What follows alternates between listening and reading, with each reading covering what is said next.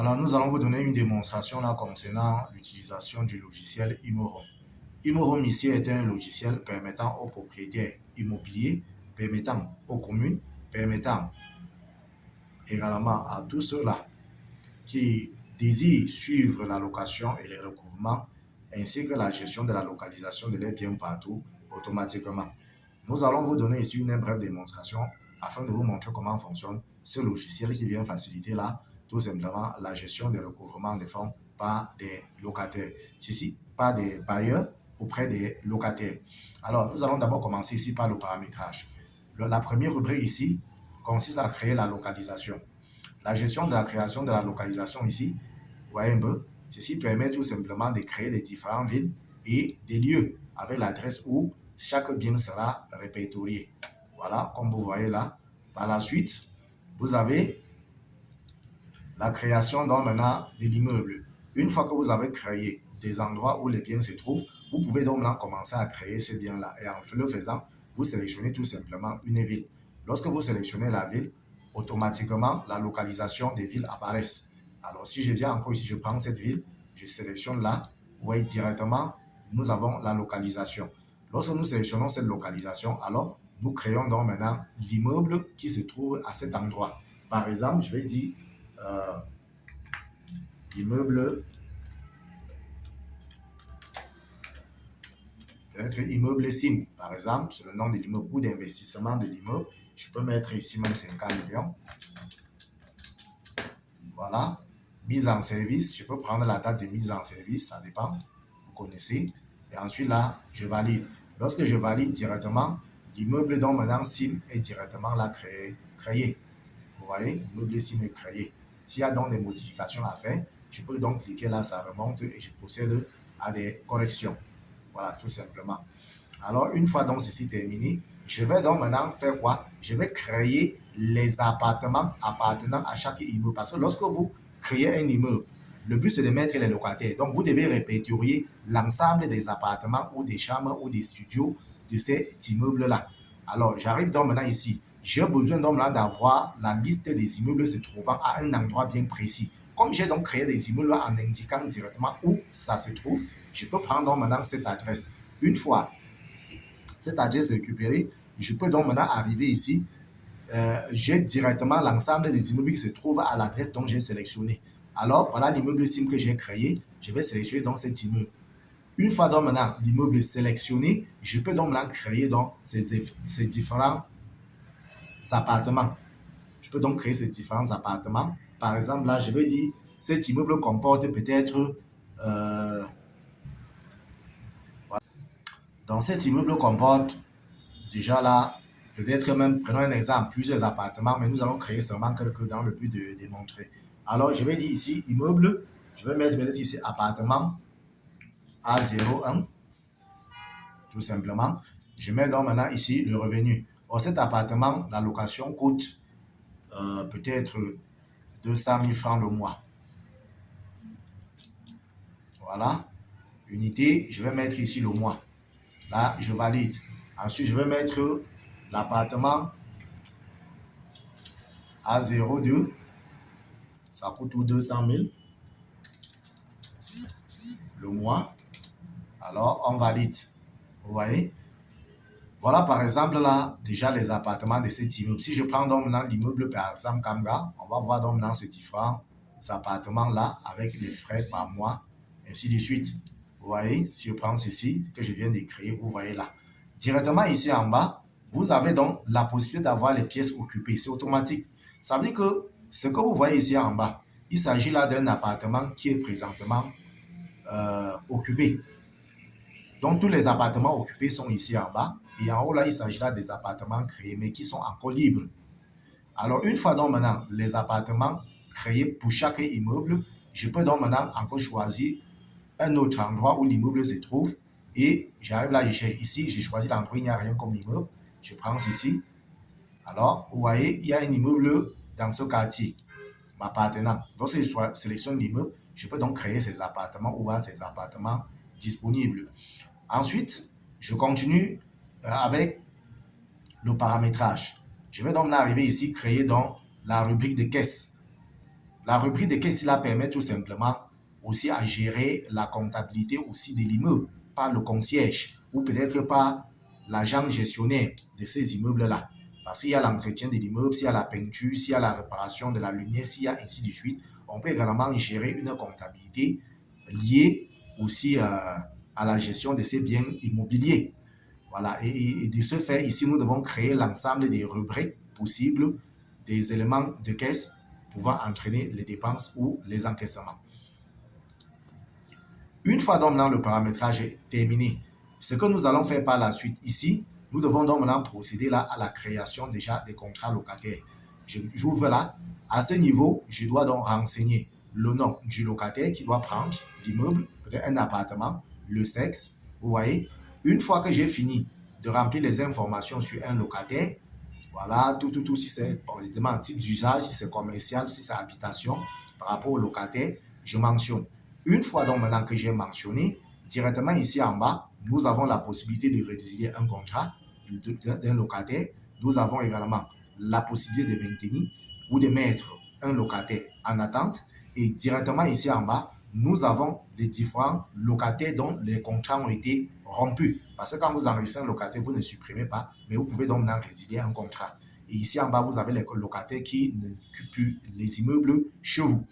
Une fois donc maintenant les locataires créés, qu'est-ce que vous allez faire? Vous devez donc aller affecter logiquement la pièce que le locataire a occupée. Allons donc maintenant affecter donc maintenant cette pièce. Nous arrivons donc par la suite ici, nous avons l'affectation de l'appartement. Ça veut dire quoi? Cet endroit permet là de donner l'appartement au locataire quoi, que nous avons créé. Alors pour avoir donc maintenant le locataire concerné, on peut l'appeler tout juste là-haut. Par exemple, là, sur l'étape M, nous avons manié. Et à ce niveau-ci, les locataires qui apparaissent ici ne sont que des locataires donc, qui n'occupent pas une pièce. Donc, si le locataire occupe déjà une pièce, son nom ne doit plus figurer. Il s'agit des locataires libres. Alors, nous avons peut-être manié que nous avons ici. Nous allons donc affecter, nous cliquons là pour sélectionner. Donc, sélectionner. Nous cherchons donc maintenant la pièce que nous allons donner à manier. Dans ce cas, nous appelons un lieu. Manier peut-être ici, peut-être dans ce lieu. Et nous voulons donc maintenant donner donc maintenant à manier tel appartement. Parce que quand je prends déjà le lieu que j'ai créé là, automatiquement, j'ai donc maintenant ces immeubles. Comme nous avons d'abord paramétré là, je prends plutôt ce lieu, je clique là, nous n'avons rien. Si je prends ceci, Bonabéry, on aura un immeuble ici. Voilà. Vous voyez, je sélectionne donc maintenant cet immeuble. Lorsque je sélectionne cet immeuble, je coche. Quand je coche, automatiquement, ça me montre uniquement les pièces disponibles. Ici, s'il y avait peut-être même 20 appartements et que c'est occupé, présentement, il ne reste que 2 appartements. Et comme il ne reste que 2 appartements, alors je vais affecter cet appartement au client, c'est-à-dire au locataire que je viens d'enregistrer. Voilà, je valide, ça me demande, voulez-vous affecter cette pièce au locataire sélectionné, locataire manié, voilà, je dis oui, voilà. Lorsque j'affecte cela, vous voyez, l'immeuble, la pièce directement disparaît. Quoi pour dire c'est occupé? Donc, on ne peut plus utiliser cela jusqu'à ce qu'on puisse libérer le locataire. Et directement ici en bas, vous allez voir donc maintenant le manier là qui est déjà positionné là comme déjà un locataire occupant déjà l'immeuble que nous avons sélectionné. Parce que ce que nous avons ici en bas représente l'immeuble uniquement. Les gens qui occupent uniquement cet immeuble-là. Donc, si je sélectionne en haut là plutôt une autre adresse avec ces immeubles qui se trouvent là-bas, voilà. Vous voyez, quand je coche là, automatiquement, nous avons ces différentes pièces là disponibles. Et ici, donc maintenant, nous pouvons donc, bon, ici, Manier n'est plus là, Manier est parti. Je peux donc maintenant donner une pièce à ce locataire ici qui est en attente. Je viens là, je valide donc cette pièce. Je lui donne, c'est un studio. Alors, je valide. Vous voyez, automatiquement, le locataire est directement là, mis dans la pièce et pour le moment, reconnu déjà comme locataire. Vous voyez ici en haut, c'est vide. Il n'y a aucun locataire pour le moment devant occuper une pièce. Et ici, directement à côté, vous avez donc cet immeuble-là qui possède uniquement 2 pièces disponibles. Une fois donc maintenant ceci terminé, nous devons donc maintenant procéder au suivi donc des locataires. Et le suivi consiste tout simplement ici là à générer les redevances locataires et au jour le jour, ou peut-être chaque mois ou chaque année, donc comptabiliser dans les paiements des locataires, gérer les paiements d'avance, gérer les aérés ou peut-être les impayés des locataires. Donc, avec ce logiciel utilisé, il n'y aura plus ce problème où le locataire va dire j'ai déjà payé, mais le bailleur n'est pas en train de reconnaître et ce qui crée parfois des conflits. Automatiquement, avec le logiciel, on pourra facilement suivre les paiements, les anticipations également, même des versements des locataires. Donc, par la suite, allons donc ici au niveau, après l'affectation là, nous avons ici résilier un contrat locataire. Donc, résilier un contrat locataire, nous avons nos 3 locataires ici que nous avons enregistrés et qui occupent des pièces avec des endroits où se trouvent dans ces pièces-là. Alors, si je vais résilier un contrat, je viens tout simplement ici, là, je valide la résiliation et la pièce sera libre et le locataire va quitter la pièce pour que l'appartement puisse se repositionner, pour qu'on puisse dans les états reconnaître les différentes pièces qui sont disponibles. Par la suite, donc, nous avons là, on peut contrôler automatiquement ici les pièces non occupées. Donc, nous avons là les pièces non occupées de l'ensemble des biens que nous avons avec des endroits où ça se trouve. Vous allez voir immeuble Kamga, immeuble et ainsi de suite. Voilà les différentes pièces donc, qui sont non occupées, c'est-à-dire les pièces libres. Voilà. Par la suite, on peut avoir ici les pièces occupées automatiquement, comme nous l'avons vu. Voilà les différentes pièces occupées. Et en bas, nous allons donc maintenant gérer la caisse locataire, c'est-à-dire la gestion de l'occupation de la pièce des différents appartements. Donc, je clique ici, j'arrive ici, gérer location. Voilà. À ce niveau, nous avons donc ici la gestion de la location. C'est pour quelle année? Je prends peut-être, nous sommes là en 2026 automatiquement. Je vais gérer la location de quel immeuble? Nous avons là la liste des immeubles devant nous. Alors, je sélectionne donc cet immeuble. Alors, une fois donc que j'ai sélectionné, il n'y a aucun locataire. Et c'est tout à fait normal. C'est l'immeuble que je venais de créer. Je prends donc maintenant l'immeuble Kanga, par exemple. Je viens là, il y a seulement un seul locataire. Vous voyez un peu? À ce niveau, qu'est-ce que je fais? Je vais donc maintenant générer la redevance annuelle de ce locataire. Voilà, voici ça qui a été donc généré. Et comme ça a été donc maintenant généré, nous constatons tout simplement ici là que les valeurs donc maintenant réclamées sont des zéros. Nous devons donc maintenant paramétrer. Et nous allons donc maintenant ici paramétrer en fonction du mois où le locataire est entré. Or, si le locataire est entré, par exemple, au mois d'août, nous allons commencer à dire donc là que bon, à partir du mois d'août de l'année 2026, nous avons donc la somme peut-être de 150 000 francs que nous attendons. Voilà, on enregistre 150 000.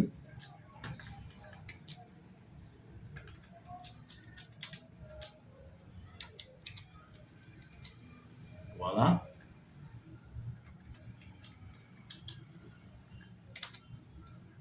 Et là, on met 150 000. Voilà. Ce locataire nous est redevable pour une somme tout simplement pour 5 mois, pour l'année 2026. Une fois donc maintenant ceci généré, là, c'est bon. Chaque fois que le locataire va effectuer un versement, nous allons arriver directement ici en bas. Concernant le mois, je viens peut-être ici au mois d'août. S'il fait un versement, je mets là qu'il a fait le versement de 150 000. Voilà. Il a fait le versement de 150 000, comme vous voyez là. Voilà. Alors, s'il a effectué ce versement, je peux donc maintenant imprimer directement le reçu. On va patienter le reçu en cours de génération. Et vous allez voir donc sur le reçu que sur la somme totale qui nous doit, ayant versé 150 000 francs, voilà, nous avons donc maintenant ici son reçu. Voilà, du locataire concerné. Nous constatons tout simplement ici là qu'il y a la somme de 600 000 francs qui nous doit pour tous les mois que nous avons enregistrés pour l'année 2026. Il a fait un versement de 150 000 francs. Donc, le reste à verser, c'est 150 000 également. Donc, montant payé, ça compte là pour le mois d'août, comme vous voyez là. Et on peut imprimer ceci et lui donner. Ensuite, si au mois de septembre, il a anticipé, il a versé directement 3 mois, je vais mettre tout simplement 300 000. Donc, je vais mettre 150 000. Et directement, au mois d'octobre, je mets également 150 000, puisqu'il a versé 300 000. On couvre directement 2 mois. Voilà. Vous voyez comment ça se passe. Et comme on couvre 2 mois, on doit également imprimer le reçu à la date de versement et lui donner. Donc, il est déjà à un total de 450 000 francs versés. Il reste encore 150 000 francs à verser, c'est-à-dire le dernier mois. Et on aura donc maintenant ici le mois de septembre payé 150 000, le mois d'octobre payé 150 000. Vous voyez un peu? Donc, voilà comment ça fonctionne. Voilà comment ça se passe. Vous voyez un peu? Et une fois donc maintenant ceci terminé, on peut imprimer son reçu et lui donner. Une fois donc maintenant ceci terminé, c'est ça donc la location. Donc, chaque fois, on simule. Alors, si on prend peut-être encore un autre immeuble, on va tout faire pareil. Alors, dans cet immeuble-ci, nous avons jusqu'à 3. Donc, nous avons 2 locataires. Or, comme nous avons 2 locataires, on peut faire donc là la génération de la location annuelle de tout le monde par rapport à cet immeuble. Donc, ce n'est plus individuel. On ne peut que faire individuellement que lorsque le locataire vient d'arriver. Mais lorsque personne, on n'a pas encore généré pour une année, chez tout le monde, on valide là. Vous voyez? Une fois validé, voilà que ça a simulé automatiquement la gestion donc maintenant de la location de tous les locataires avec des montants. Puisque nous avons paramétré chaque pièce avec le montant de la location. Bon, une fois donc maintenant, si ceci prend sur tous les mois et que le locataire n'est pas arrivé directement à partir du début du mois, vous devez tout simplement faire quoi? Vous mettez tout simplement les mois qui ne sont pas concernés à 0. Peut-être pour le locataire qui est en haut, vous mettez à 0. Voilà, ça veut dire que le locataire est arrivé en mars. Le locataire qui est ici en bas, bon, vous pouvez dire qu'il est arrivé à partir de janvier, donc ça couvre toute l'année. Vous voyez? Et directement, qu'est-ce qui se passe? Vous arrivez là, vous allez donc sélectionner également chaque locataire pour son année concernée. Vous voyez? Ça, c'est l'année donc maintenant 2026. Et directement ici en bas, on peut commencer là à enregistrer les versements. Une fois que le locataire fait son versement, on fait la ventilation directement sur ces versements, quoi, sur les encaissements au fur et à mesure pour chaque locataire. Voilà comment ça se passe, le suivi de la location. Une fois donc maintenant ceci terminé, on vient donc maintenant ici au niveau de la gestion de la caisse. Comme je l'ai dit tout à l'heure, on peut gérer directement ici là.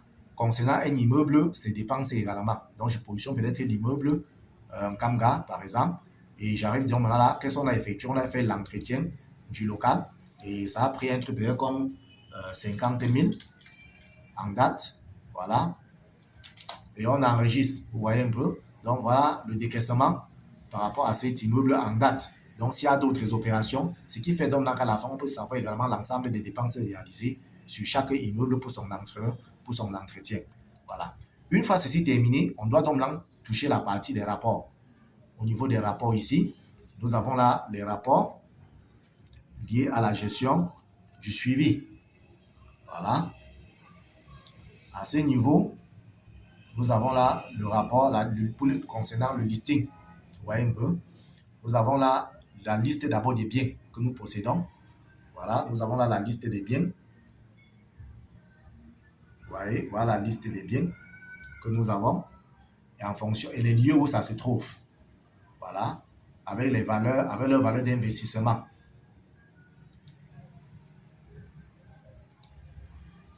Ensuite, nous avons la liste des appartements que nous devons créer. Voilà. Ensuite, nous avons la liste des locataires.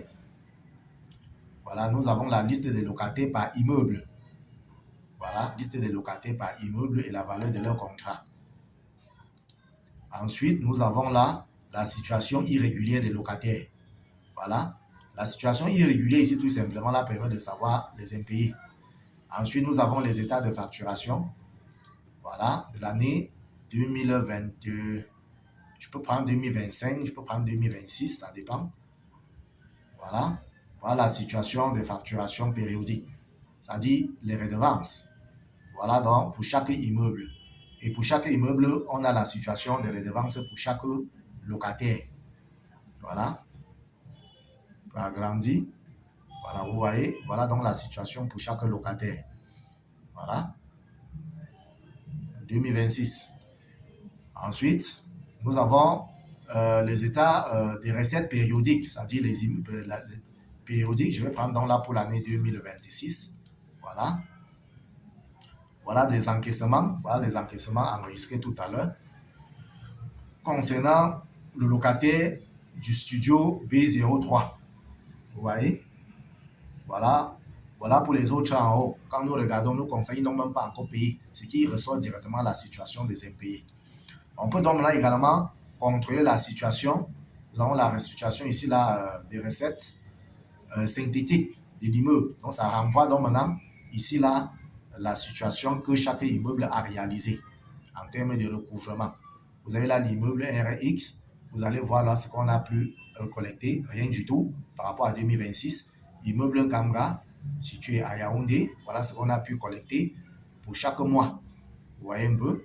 Ensuite, là, nous avons la situation même d'un locataire. Nous avons également la situation même d'un locataire. Au niveau de la situation d'un locataire, je peux venir donc dire, bon, j'aimerais avoir la situation de paiement d'un locataire. J'ai la liste des locataires là. Bon, si la liste est volumineuse, je peux donc maintenant trier en disant, bon, je veux la situation des locataires peut-être maniée, par exemple là, et directement, je valide. Voilà sa situation. Et dans la situation de ce locataire, j'ai l'ensemble de ses redevances des différentes années. Année 2026, 2024, 2025, vous voyez sa situation. Et ici en bas, j'ai également les différents montants. Ça, c'est les différents montants. Voilà, ici en bas, c'est les différents montants des redevances à payer pour l'année 2026 à 2025. De 2025 à 2024 à 2026, tant pour moi. Et ici en haut, il s'agira de la situation donc maintenant des versements du locataire. Et nous constatons là les différents mois où il a fait des versements. Et c'est à partir d'ici qu'on peut facilement détecter les impayés automatiquement d'un locataire. Cette historique, on lui donne et lui-même il verra exactement les mois qu'il n'a pas pu payer. Et ceci doit ressortir directement ses redevances. Donc voilà d'une manière générale comment fonctionne ce logiciel dans la gestion des biens et du suivi des locataires.